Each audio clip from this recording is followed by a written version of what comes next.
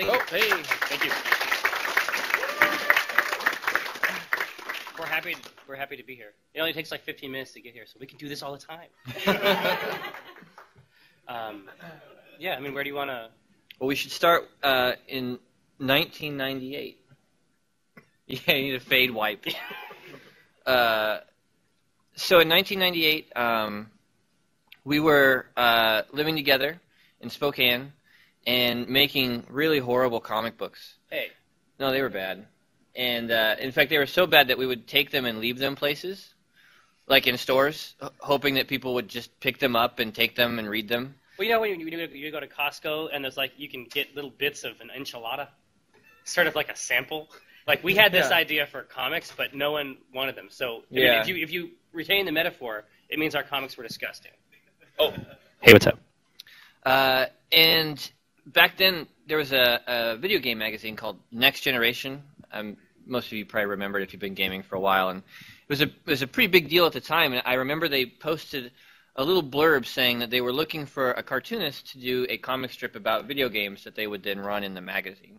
But here we have to emphasize how things have changed, because we all know about the internet, right? Yeah. But this update he was talking about was on Next Generation Online, which was, the online component of that magazine. But it being 1998, this is a gaming news website that updated once a day, only weekdays at 7 p.m. And that was considered a lot of content. Yeah. It is not, it turns out. So it was weird, but it wasn't until that point that we'd even really considered the idea that maybe our love of games and making comics, we could sort of combine those two things. And so I made, I think, 3 or 4 comics just on my own about, the popular topics at the time, which would have been George Broussard and Prey. Right. I'm trying to remember what the other one. Truly eternal topics. Yeah. Doom. And then I showed them to Jerry, and he liked him, and he ended up writing a couple. And so I think between the two of us, we ended up with maybe 5 comics that we mailed into Next Generation. And we never heard back. Weeks went by, and I think even maybe a month or so before I actually mailed them and said, what happened with this, this comic contest? And they said, we got your material, but we went with a different cartoonist. We picked another winner. Another comic never appeared in Next Generation magazine, so I'm assuming that they just wanted to get rid of us. But we had these comics left over that we thought people should see, and that's when we decided to turn to the internet at the time. That's true. That's your cue. Oh, and so we essentially offered them up, and again, this is it was a zine at the time. I mean, this was before the blog nomenclature, right?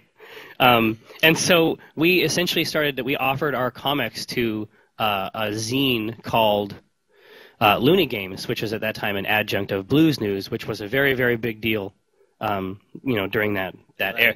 Yeah, during the Mesozoic era. Well, we actually offered them to pretty much every zine at the time. Like I remember sending them to Telefragged and GameSpy and all the big gaming sites at the time. Right, and we sort of felt that because it was so low to the ground that this zine would be a good venue for our stuff, because he wouldn't get in our way as much as a larger site might have in terms of the creative process.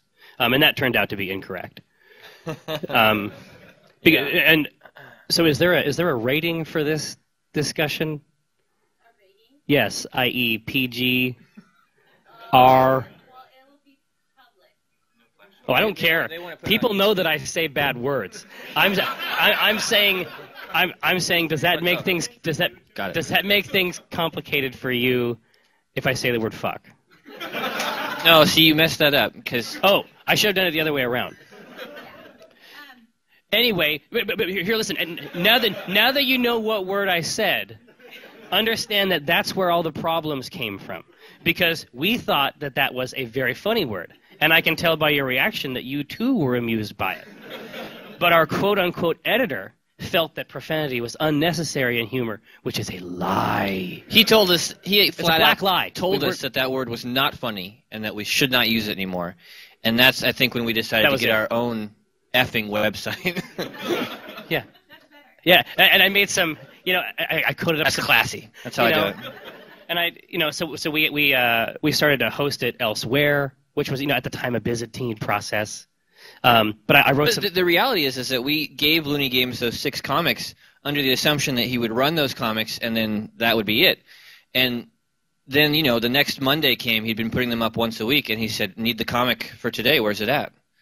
We're like, well, we didn't sign any kind of agreement to make more of these. It was never our intention. We simply had made something. It'd be like if you made a delicious meal, and then it was just sitting there on the stove. Like, we wanted people to sample our wares. And it was really just us not wanting to disappoint him that made us keep doing it. Social anxiety, essentially. Yeah. That's it. Oh, okay. And so we started doing our own thing. I was able to, I managed to write a set of frames in HTML, which included some incredibly large navigation buttons. And the navigation buttons were so large that the scaling kept creating this huge field on the left where no content was. And it was agitating to me from an aesthetics perspective. And so I started writing, essentially news posts to accompany the strip for that day, just the different topics that we were discussing. And now that's a core part of the site. Now the idea that the comic includes commentary that may or may not be about gaming, or it might be about a sandwich that I had and thought was great. But all that stuff, the way that works is that I was just trying to fill that. There was just a void in the template, and we didn't even archive them. Like, for 3 years, I just select delete right out of the raw HTML file. So, yeah, those were good days. Yeah, that just is an assertion that we had no idea what we had made. I think that other people sensed that. Well, and other people did. Something. Yeah. In fact, the next leg of our journey takes us to a dark place. Briars. Yeah. So now we're on the internet, and we have a website, and people are coming to it. And you might remember back in these days the concept of content aggregators. The idea that a company like a UGO or something might just buy up a couple thousand websites and then run ads across their entire network. But that suffix, the gator suffix, and its implications of a reptilian carnivore will come back later on. You'll see it. So we actually got approached by a content aggregator named I forget already. Jackasses Incorporated. Let's use a euphemism. Who was it? What was the name of them? eFront. Thank you, sir. I try to block that out as much as I can. And they wanted to add Penny Arcade to their network and run ads, and they promised us all this money and said, you quit your jobs and you can do this full time. And we got stock. Oh yeah, we got eFront stock. Hey. And so we ended up signing the agreement. And we didn't realize that what we were signing was actually the rights to Penny Arcade. So we actually literally sold Penny Arcade to eFront for some worthless stock and the promise of advertising revenue. Right? I mean, basically that's what we did. Yeah, that's more or less. But I mean, the document, it's like we had a different conception about what that document represented. I mean, for us, that document represented the ability to create comics full-time, which was an incredible concept.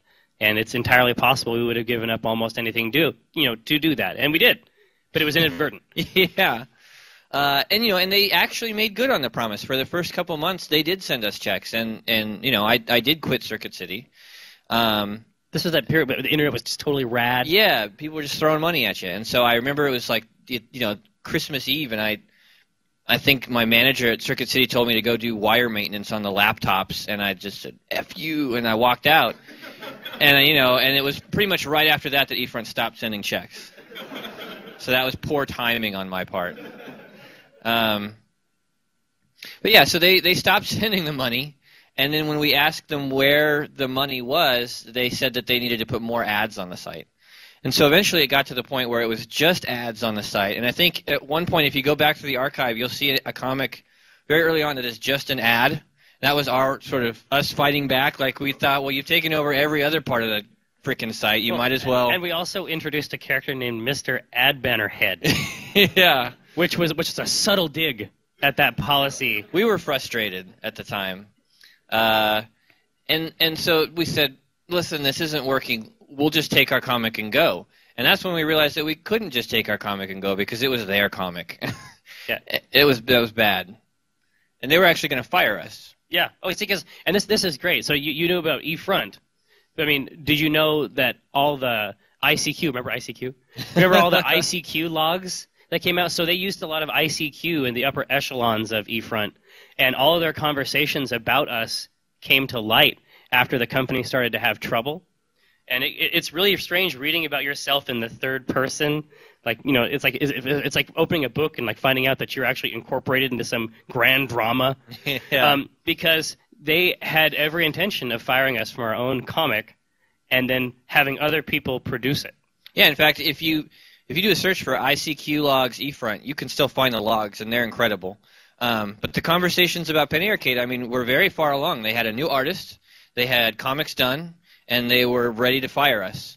Had their president not been under investigation for like some kind of like racketeering or something. Yeah, he had to flee the country. Tax evasion. Yeah, and ended up leaving to Africa. We were that close, and so it was at that point that the company sort of dissolved under all these legal problems that we said, okay, listen, you guys owe us a ton of money. Instead of giving us cash, which we know you don't have, just give us our comic back. And that's the only way we were able to get out of it. Right. That's true. I'm sorry. I'm like sweating. Like my heart rate has increased as a result of this retelling. That was a very scary time.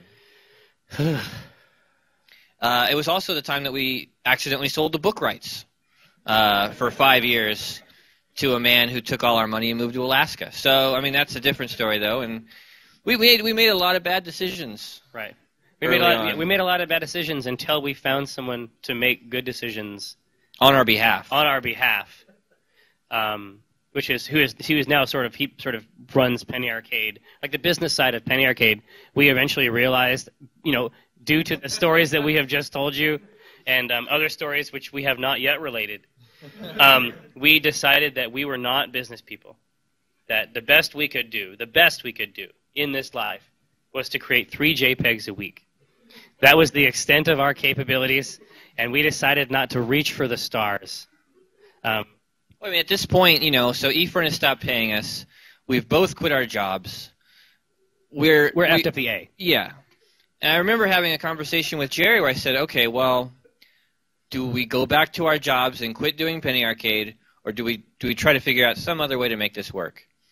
And it just so happened that literally that day I had gotten an email from a reader who was telling me about the Amazon Honor System. And it had just come out that week, and it was a system where readers could donate money to you for nothing. It's just a transactional system. It's a tip jar for your similar website. To PayPal, the way PayPal works now. Yeah. And we, you know, in our heads, running the numbers, which we can't run, we thought, okay, well, if we have... Remember what the number was? If we have 50,000 readers and each one of them gives us $1 every day, like we're going to be bajillionaires. And so, you know, we put the tip jar up, and we weren't bajillionaires. You know, listen, we weren't bajillionaires. Yeah. But it is a fact that after a single day of requests for donations, there was $10,000 in there. Yeah. And it ended up that we said, okay, how much money do you and I need to live? Rent, groceries, video games. Take that number. But it's a part of the food pyramid. Yeah. And we took that number and we put it on the website and we said, dear reader, this is how much we need to live. Please give us this. So, well, essentially like an NPR type, you know, public media sort of thing. I mean, that's... Yeah. We were very honest. We constantly showed the graph of here's how much we need or we'll starve to death, and here's where we are. Right. And there's typically some kind of benefit. Yeah. Wow. Is that the Internet Archive or yes, exactly. Wayback Machine? Yeah. See, he has our thermometer. Yeah. And we gave away little prizes when, you know, we reached our goal. Sort of like the fair. Yeah. You know. Sustaining our life apparently we thought wasn't enough. They're going to need a JPEG too. It's not enough that we fed ourselves. It's sort of our line though, JPEGs. Yeah. And that did it for a year and a half. A year and a half. And then eventually, we sort of got the sense, because we were married at this time, we got the sense that relying on the internet, relying The on generosity of strangers. was not a strong strategy. It's a tough sell domestically. Let's say that. When your wife wants to know, where the check is coming from, and you say The internet. People, all right, deal with it. Will we have enough to make the rent? I don't know yet. Listen, it's only the 15th, honey. I mean, don't you see my graph? I cannot believe we got They should never have gone along with that plan as long as they did. Yeah. long suffering. But so shortly thereafter, we received an email from someone who wanted to talk to us about a business opportunity, and I think that we all get mails that describe the contours of a business opportunity with some frequency, sometimes from Nigeria. Yeah. And so We disregarded it. yeah, exactly. And then he wrote us back saying that he would take us to lunch, and it turned around. Yeah, we perked up at that point. Yeah, The concept of a free lunch, literally a free lunch, got us interested, and that was the only reason we met with Robert. right. And so we did meet him, and he was able to quickly ascertain, being a person of more than average intelligence, that we were idiots. Yeah, he was at the time working for a consulting company, and one of their consultors, Consultors. one of the companies they were consulting for was a video game company, and his idea for them was that they should advertise on Penny Arcade. He was a reader. He loved the comic. And it was at this point that we had just started sort of trying to transition from simply donations to also doing advertising. And believe it or not, I was actually the one that got pegged as being the business guy. Yes, but it changed after Sega. Yeah. So I ended up calling up through a number of sources. I got a phone number for Sega, and I thought this would be great. We love their games. They're going to want to advertise on their site. John Sega, yeah. And I remember we talked about it, trying to decide, well, how much should we charge for an advertising slot on Penny Arcade. And we came to the idea that $1,000 for a month of advertising would be pretty hot. That's a lot of money. And I'm not going to detail the conversation I had with Sega's very nice marketing lady, but in the end, she ended up paying $200. So I'm not a great business person at all. It was horrible. She just destroyed me over the phone until I was crying and said I'd take whatever she wanted to pay us. But we got those ads for 18-wheeler. That's right. That's right. And so Robert could see that we had no idea what we were doing. I mean, it's just obvious to him. We had huge problems, and it happened that so the next time he wanted to start having weekly meetings with us, but these meetings included lunch, and so we continued to attend them. And we would eat turkey, and he would hold forth, and this was a great scenario. Yeah, remember he asked us what our 10-year plan was? Yeah. We didn't have an afternoon plan. Yeah, our current plan was on the plate. Yeah. And then after we managed that, we were going to try to come up with a new scenario. But, one of these meetings, one of these ill-fated meetings, he came and he just laid a piece of paper down on the table and said, "This is a 5-year plan. I'm going to quit my job. I'm going to work for you guys for free for 3 months. And if I can't pay my way, then I'll quit. And you guys can go back to doing what you were doing before." And it worked out pretty good. Yeah, he did a good job. It turns out. Just as an index of his organizational might. The first PAX he put together in 3 months. It's pretty incredible. He put together a gaming convention, which is now more or less seen as the quote unquote consumer, right? But I'm not super enthusiastic about that kind of terminology. A gaming convention. That is the pride of the Western Hemisphere, had its genesis in a 3-month plan by Robert. Yeah. So he came on board and started really trying to actually spin up an advertising, like a revenue stream, I guess is what he calls it. Multiple streams. Revenue river. He wanted to diversify. Yeah, and have synergy. And so as soon as he started getting ads on the site, we thought that it just wasn't appropriate to do the donations anymore. So it was right when Robert came on and the ads started working that we dropped the honor system. But like we said, that had worked for a year and a half. And so Robert came on. He got the advertising working. He got merchandise working. All the stuff that we couldn't do he did, and it allowed us to really just focus on making comics, which was all we could ever do anyway. It was really the best thing that could have happened for Penny Arcade. Right. That's it. I mean, more or less, that's it. Yeah. So after a while, we'd been going to a lot of conventions around the country.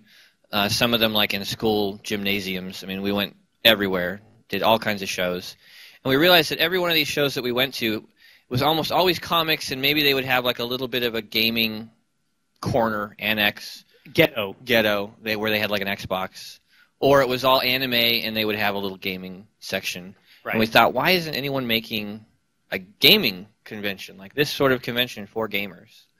Right, it can have this other stuff. Yeah. That's fine. But the focus of it should be on video games. And I remember we started working with a company that was doing a show back east. UberCon. Called UberCon. Because in our minds, we have no expertise putting on shows, so that what we thought is, well, we'll work with someone who has put on shows before. We'll just have them come over to Seattle and help us do it. And it turned out that what they wanted to do was make an UberCon Seattle instead of a Penny Arcade Expo. And that we sort of came to that conclusion late in the... Yeah. I mean, things had been underway. Planning for this convention had been underway for a while before we realized that we were talking about two completely different conventions. Yeah. And so I remember they left after a meeting, and we all sort of looked at each other and realized what had happened and what they wanted and what we wanted. And we said to Robert, can we just make our own convention? Can we do that? And it was 3 months later that he had pulled PAX together. And it's doubled every year since then, the size. Yeah, it doubled it doubled until we physically could not hold any more human beings. Yeah. And so I mean that the limiting factor now is the physical universe. That's a pretty good opinion. And then 5 years into it, we opened up PAX East, which is going to be in Boston at the end of March, and that just sold out of 3-day passes, like months in advance of the show. So it's pretty crazy. It's pretty crazy stuff. I mean, our job right there. I mean, obviously we don't have the mechanical or systemic expertise to put something like that on, but our role there is more or less to act as ambassadors and try to safeguard the culture of the show. We're figureheads. Right. And Penny Arcade itself has grown from just bringing on Robert to now we have 10 employees. But the reason he paused is because we just interviewed for another position. Yeah. So right now we have a quasi 11th member, and so they haven't fully materialized in our mind yet. But that's basically the history of Penny Arcade, right? In a nutshell. Yeah.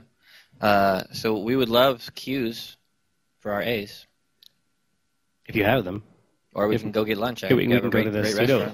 We can go to the pseudo cafe. I understand they have a milkshake. Well, it depends on the week. Like right now we're doing another big project. So we finished the was it 8 pages? Was the last Dragon Age comic? Mm-hmm. So we did the 8-page Dragon Age comic, and now we're doing. Can we talk about that? Yeah, we're doing a 6-page Dragon Age comic for the new expansion. And so on a week like that, I'm trying to knock out pages, and so I really don't game at the office much at all.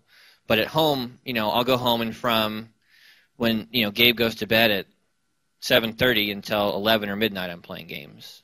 Yeah, it's usually 8:30, 9 to midnight is like the dedicated time that I can guarantee every day. Yeah. It's catch as catch can the rest of the time, and then depending on the game, like sometimes if we'll try to make time during the day at the office. Like it doesn't take as much physical time for me to do my part of these tasks, and so sometimes I'm allowed to have more recreation at the office. Well, honestly, for me, like if he's playing a game that's almost the same, like he played through Call of Duty in the office, and I just sat, I was at my desk drawing and watching, and so I feel like I played Call of Duty. And then with Darksiders, I played through most of Darksiders. Exactly. It also depends on the game. Like it may not be our intention to play a game. Yeah. It may be our intention to work on important tasks, and sometimes that does not occur. Yeah. And then you're playing Darksiders for a couple weeks straight, and Robert pokes his head and he's like, "Guys, what are you guys doing?" I'm like, "It's research. Maybe do a Darksiders comic. I don't know." We did get one. We got one. So one comic, 20 hours. Yeah, it's pretty good. It's a strong investment. But we love to answer them, and if not, that's totally fine. Okay.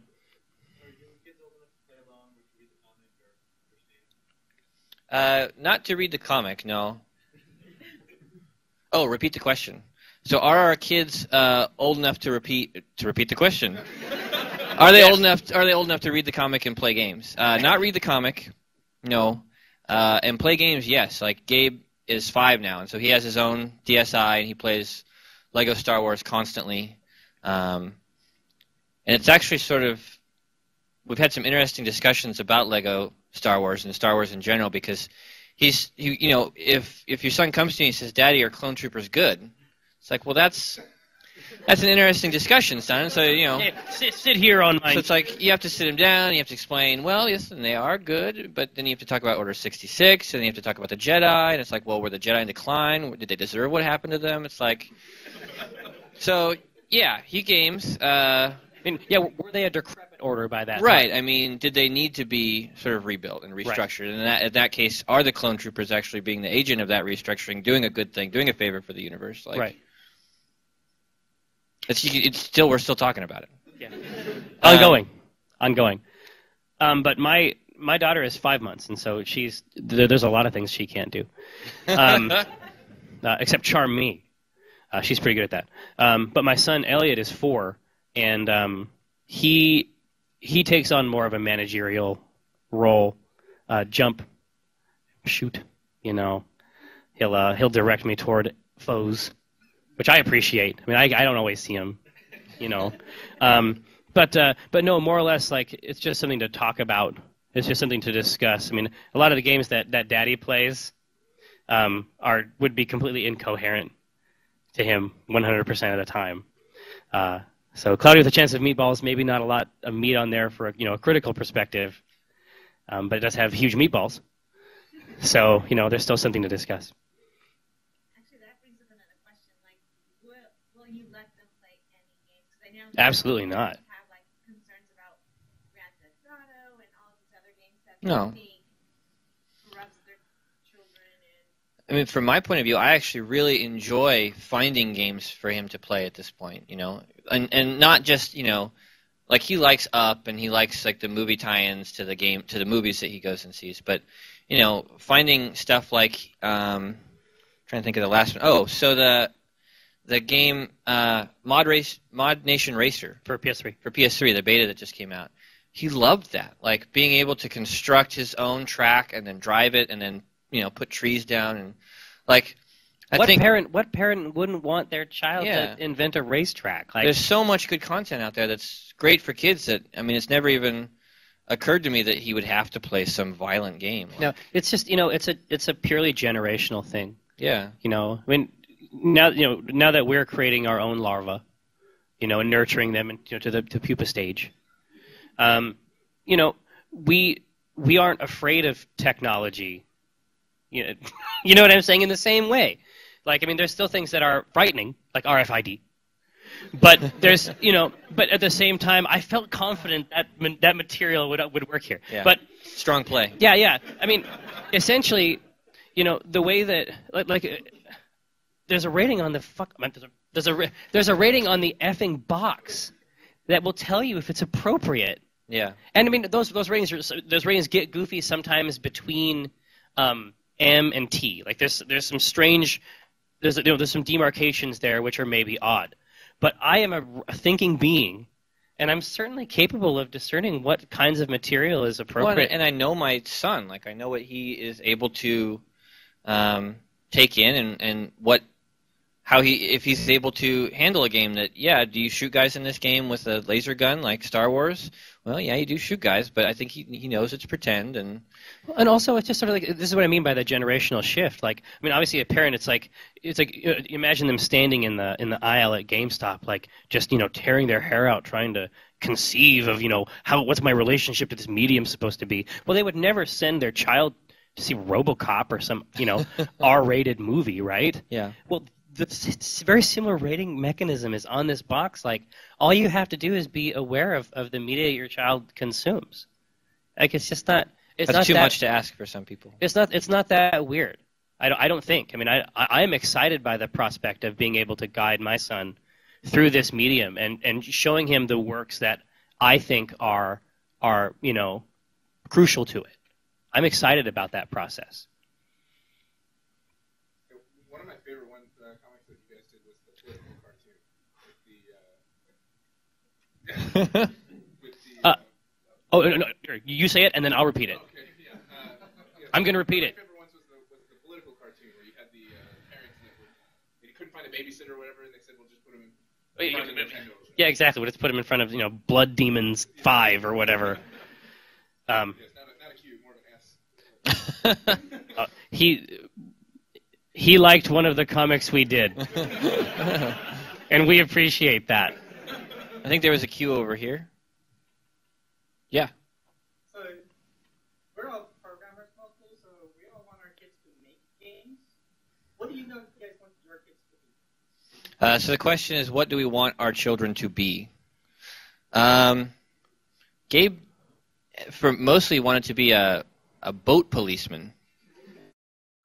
But he came to me until just a couple days ago. He came to me and said that he decided he wanted to be a hairstylist, and I thought that was odd. And I said, "Why?" And apparently he had combed Mommy's hair, and she told him that it looked good, and so he thought that he was really good at styling hair, and so he should make that a career choice. I explained that he has time. He doesn't have to decide right now. It's like there's actually many human tasks. Yeah. I don't know. I want him to do something creative. It's the only thing I've thought about. When I think about his future, I want him to do something that makes him happy and is creative. Yeah, I mean that's more or less I would say that's probably a universal thing. At least when I say universal, of course I mean the two of us, which is the extent of our universe by and large. But I mean I essentially I want him to have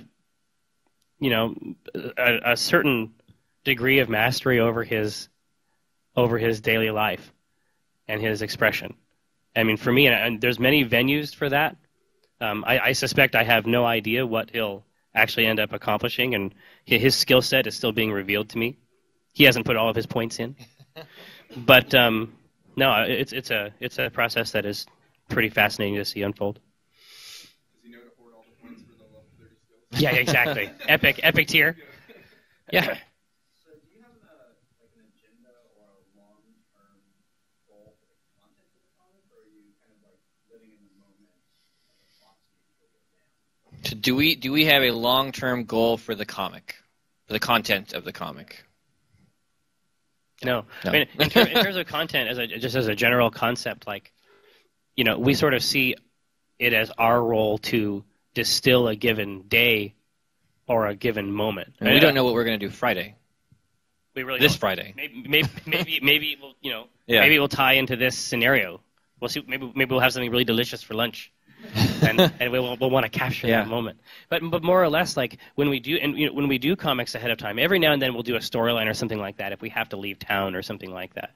But as a general rule, when we do work ahead of time, we feel like it's cheating. It's core to the experience of creating the comic for us that it be immediate.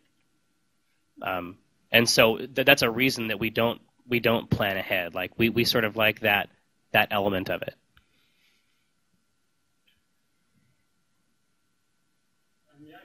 I'm wondering, so from your side, you play both Dungeons and Dragons, like the pen and paper version, and the computer and console games. Just kind of wondering how you split your time between those. On maybe also if you feel that they're competing for a mind share, like for you, maybe for your kids or something. Now that the electronic ones keep getting more elaborate. So he wants to know how we split our time basically between tabletop and video games, and if they're competing for time, right? Well, I have a set time that I play Dungeons and Dragons. So I have my weekly game every Monday night that I run. And really, I mean, I spend some time during the week, planning my game, and usually on the weekend I'll spend a couple hours. I would say that we spend a lot of time thinking about my game. But I don't feel like it competes for it. I mean, if anything, I think, WoW competes with every other game that I want to do. Every other form of human entertainment. Yeah, it's like, Mass Effect comes out, and I have to let Kiko know that I'm not going to be raiding this week. And then but you're the healer. How are we supposed to get ICC if you don't have. I'm like, I'm sorry, but I mean, WoW is the thing that competes. You know. Yeah, but I mean, also, you know, the time that you can spend with an electronic game is pretty dynamic. I mean, you can sit down. Virtually, you know, anytime you have free time at home, you can sit down and have that experience. Whereas the tabletop stuff, it needs to be a little bit more engineered. I mean, you need to set that time aside because it has so many real-world components. And so they tend not to step on each other because the planning phase is so real for the you know, the human element.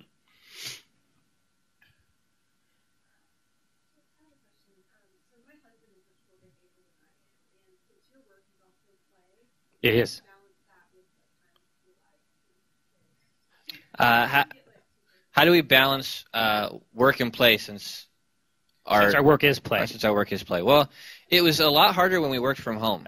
This is exactly the point I was going to make. When you work from home, you are always in the office, and so that was tough. You know, I mean, but once we got an office, when we leave at 5, like we go in from 9 to 5, and yeah, I mean we play, but when I go home at 5 o'clock, I'm home. And, you know, I'm daddy and, you know, I'm making dinner and it's fun times. But we needed that specific... There needed to be a demarcation. Yeah. It was horrible. I mean, especially near the end, like before Robert got the office. Like we thought the office was going to be this huge problem. Because like I said, I mean, the dynamism of getting together and creating a comic about something that's happening right now, we felt that having an office would injure that immediacy. Which it turns out is complete. It's just not true. Like, if you can make comics, you can make comics under a variety of circumstances, it turns out. But we had a lot of psychological investment in this ritual. You know, we felt that the context was somehow communicating something important to the mix or something. And it turns out that that's not true. We just know how to make comics, and we can do that even under those circumstances. And it allows us to sort of be able, you know, when you get in your car and you're driving home, you can throw that switch, and you're like, okay, well, I'm not making comics anymore. I'm not checking my email constantly. I'm not watching Twitter all the time. Like, I'm going home to play Legos, you know. Like, that's it. I need that. So you sort of referenced a lot of current games. I'm wondering if you are introducing your kids as well to, like, classic games like Super Mario and so forth, or if you're just playing the new versions of those. I know that in some cases it's hard to play like original Nintendo stuff because the cartridges may be old and so forth. Yeah. I was kind of curious about your perspective. So are we introducing our children to older games or just the new stuff? I'd say gaming-wise, he's not really playing anything old, just because I don't have the consoles in the house. You know, I mean, he's playing Super Mario Brothers, but it's the new one on the Wii, you know, and mostly he just bubbles while I run around. But the hardest part, sort of in that, you know, in that concept for me was when it came time to show him Star Wars. It's like, well, do you start with the prequels? No, you don't. You don't go chronological.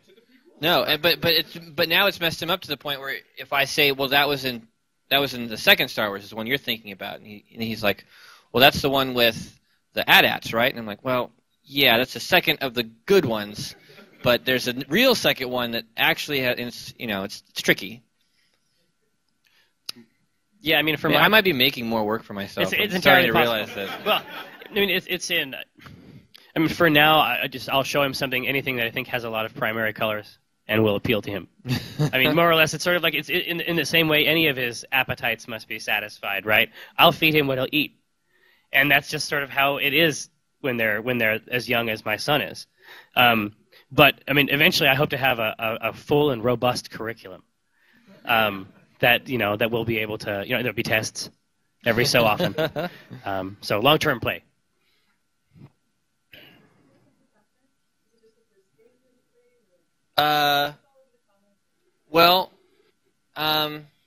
Yeah, I mean, Pac-Man for me going back is like one of my earliest memories of playing games.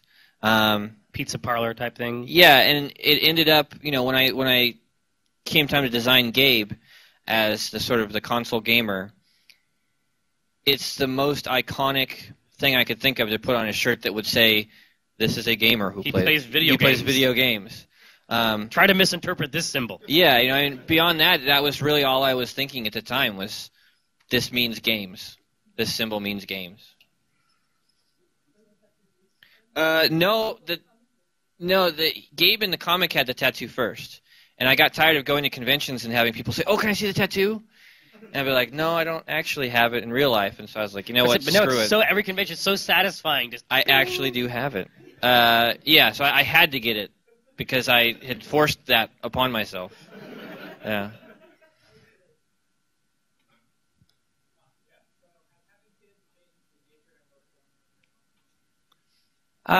Somebody else would have to tell us. Yeah, I think it probably has having kids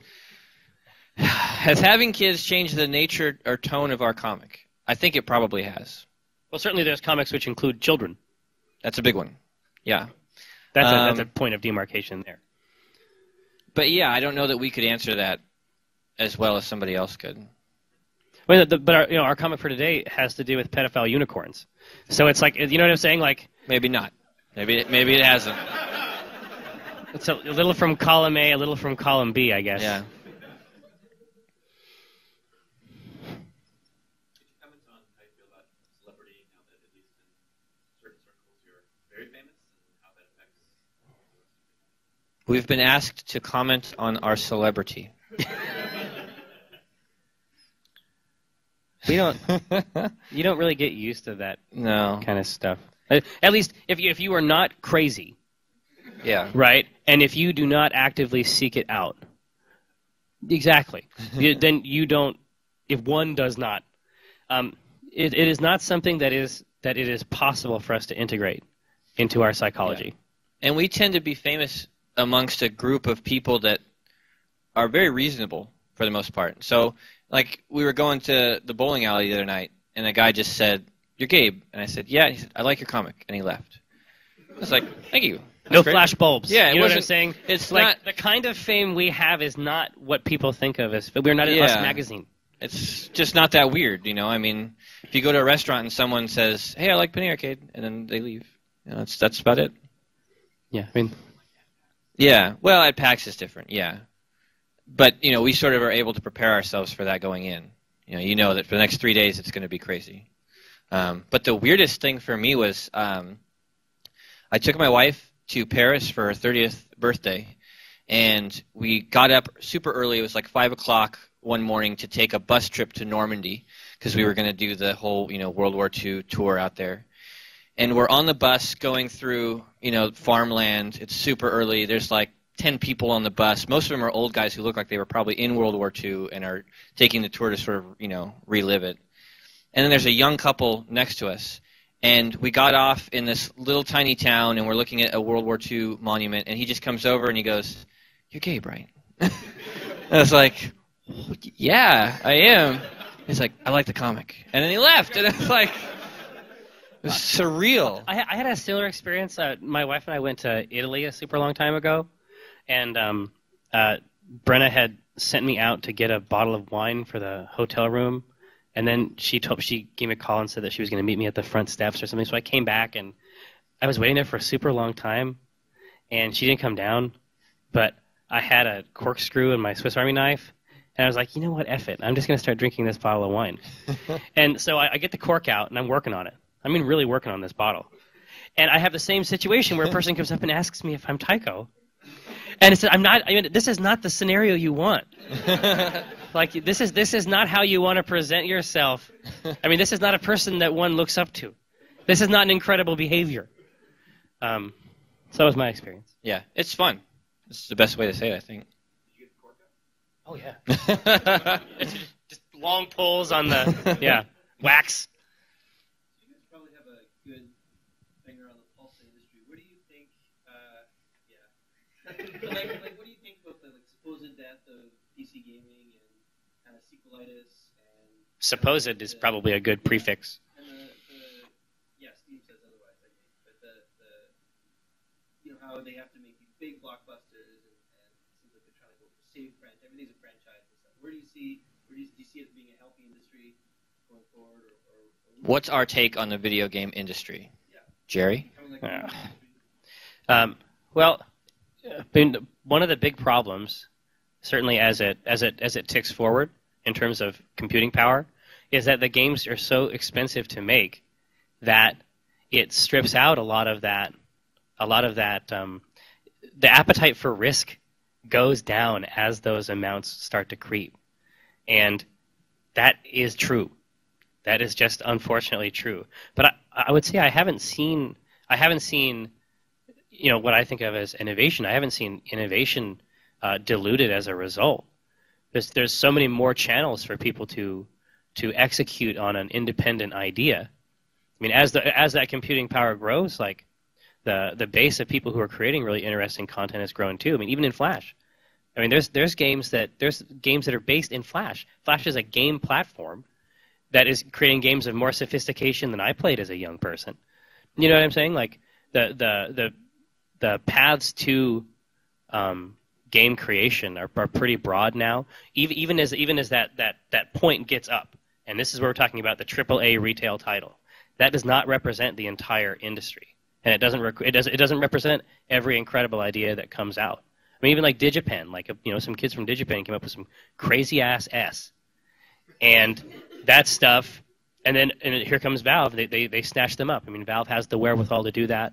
They have the money. They're in a position to do that.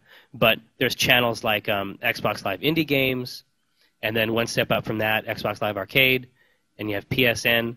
I mean, there's a lot of pretty sophisticated things coming out that are not a part of the industry at large. There's a lot of great ideas out there that are still happening. Mod teams. You know what I'm saying? And then you have like Torchlight.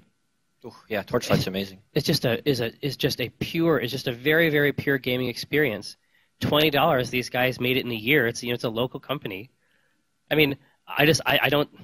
It's on the retail shelf, your GameSpot. Yes, it's always been a haven for mediocrity. That's not a new fact, but that is absolutely not the entirety of our creative outlet.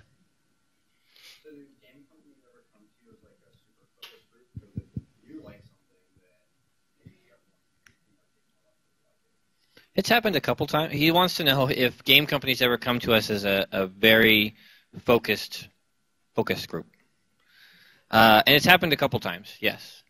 A lot of times they sort of they might not come to us with that intention, but they end up getting it because we won't advertise anything unless we play it and like it. So if a company comes to us with I'm trying to think of the last one. Oh, like White Knight Chronicles. Yeah. Like White Knight Chronicles, they say, well, do you want to advertise it? And we say, we have to play it first. And so, they send us the game and we play it and we're like, yeah, that's pretty good. Yeah, we'll advertise that. But sometimes it doesn't go that way. And so we say, no, it's not very good. We're not going to advertise it. So they may not come to us wanting an opinion. They may just want ads on our site.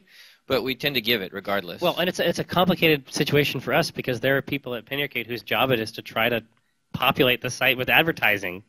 You know what I'm saying? And they're paid directly by the amount of advertising. You know what I'm saying? Like, that's their job. You can sort of see them watching us play it through the window, like just praying to God that we'll like it. It's scary for them because we'll just say no, and we're basically saying, no, you can't have any money. No money. We're taking your money away now. I know you wanted that money. You can't have it.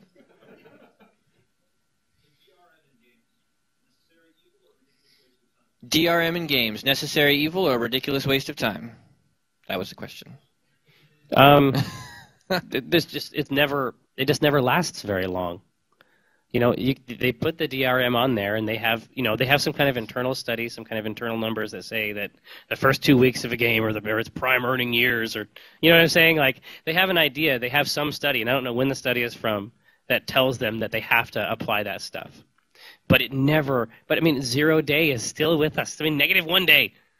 It's a month in advance sometimes for games that are waiting for their console versions to appear.